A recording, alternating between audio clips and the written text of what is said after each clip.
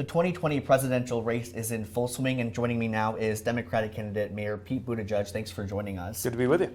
First, I just want to ask, the Nevada caucus is 3 months away now. First in the West status, how important is that to you? I think it's critically important. You know, Nevada's got a key role in deciding who the nominee is going to be. And I also welcome campaigning here because this is a state whose diversity really reflects the future of this country. And connecting with different parts of our coalition has been one of the most rewarding things about coming to campaign here. And you mentioned connecting with the coalition. I understand recently and then looking forward ahead into the near future, you're expanding your operation here. Can you talk about that? That's right, yeah. We have a number of offices around the state. We have a growing team, and our organizers are really such a key part of how this campaign is going to succeed. I can only meet so many people directly, although we'll continue to spread the message as much as I can through visits and appearances and TV and that sort of thing. But also that ground game, making sure that organizers are forming those individual connections through volunteers and voters. That is what's working well for us in all of the places we're campaigning, and a key part of our plan to get to victory in the caucuses here.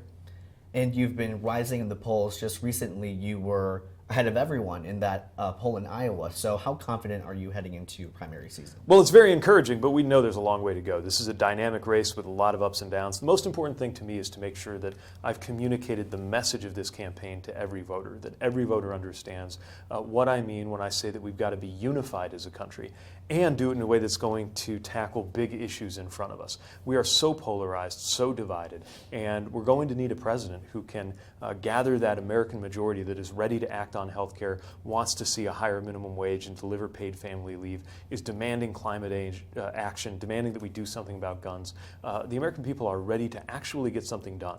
And the first day that the sun comes up and Donald Trump is no longer president, we're going to need a leader who can look to the future and bring us all forward. You mentioned President Trump. A lot of Democratic voters say one of their top reasons in picking a candidate is someone who can beat Trump in 2020. Why do you believe that you are the best bet? Well, you know, he's going to run the same playbook no matter what, but it'll be a little harder with somebody like me. I come from the industrial Midwest, from the exact kind of community that he's tried to appeal to. I don't go to work in Washington. I'm not part of what's going on there. I work on the ground getting things done as a mayor. I'm a veteran of the war in Afghanistan, and more than happy to have a debate with him over who's going to be a better commander-in-chief. Speaking of President Trump, dominating the headlines is the impeachment hearings. What are some of the big takeaways that you've seen from that? Well, what's clear is that the president has left Congress with no choice but to act. He has already confessed on television to abuses of power that should be the end of any presidency. Now, that being said, politics in the Senate are not a pretty thing, and we cannot count on Congress to take care of this, so the American people may well have to do it ourselves at the ballot box, and that's what I'm looking forward to helping deliver. I want to switch gears a little bit to your policies. Medicare for all who want it. Right. What is the difference between that and Medicare for all, and why is that a better option? So what I'm proposing is that we take a version of Medicare and we make it available to every American who wants to get in on it. The difference is I still want you to have the choice of whether you want that public plan. I think that public plan is going to be the right answer for most Americans, but I'm not going to order you to leave your private plan if you'd rather have that. You know, right here in Las Vegas, for example, there are a lot of union workers who have earned and bargained for a good health plan. And I just disagree with those who think that they should have to sacrifice that plan in order to get Medicare for all. I'd rather let you have the choice.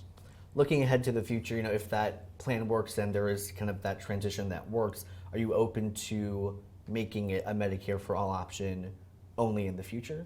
Yeah, what I think will happen is that the plan we create will be appealing to most Americans. If it works for all Americans, then all Americans will choose it, and it will become the single payer over time. But it's not Washington dictating whether and when you're ready. The American people will decide when they're ready. And if it turns out that we're not right, that for some people it's better to be on a different plan, we're going to be really glad we didn't kick them off of it. This is the best way to move us toward Medicare for all without having to dictate or assume anything out of Washington. You know, as president, if you are elected, what is your number one priority? Is it the healthcare system, or is there something else that's number one? Healthcare is certainly important. We have an economy that's not working for everybody. I mean, the numbers on a page are good, and I like that unemployment is low, but right now, one job is not enough for way too many Americans. And so we've got to make sure that people are being paid better, that housing is more affordable, that education is more affordable. We've got to deal with all of these things quickly. And another top priority is to make sure that we protect voting rights in this country, because our democracy is slipping away. As long as we we have the role of money in politics and gerrymandering that's going on, districts being drawn in a way that's not fair. Every other issue we care about, from the economy to healthcare to climate, is harder to deal with. Switching gears again a little bit, here in Las Vegas, the city of Las Vegas passed a homeless ordinance.